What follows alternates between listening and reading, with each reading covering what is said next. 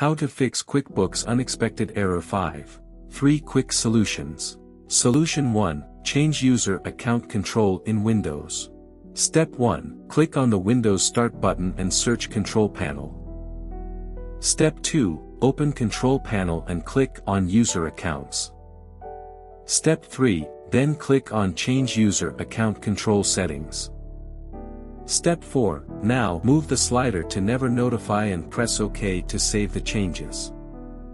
Step 5. Or move the slider to Always Notify and press OK to save the changes. Step 6. Restart the system.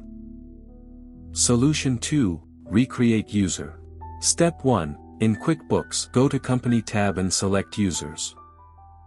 Step 2. Select Setup Users and Roles from the option. Step 3. Enter the admin password when prompted and click OK. Step 4. In the User List tab, click on New. Step 5. Select the roles from the available roles list.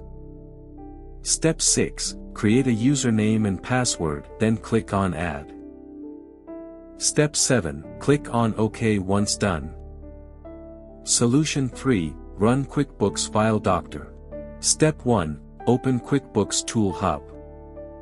Step 2. If you don't have it in your system, download and install it from the official website. Step 3. In QuickBooks Tool Hub, select Company File Issues. Step 4. Then select Run QuickBooks File Doctor, and it can take up to a minute to open the File Doctor. Step 5. If the file doesn't open automatically, select your company file from the drop-down menu or click on Browse. Step 6. Select Check Your File option and click on Continue.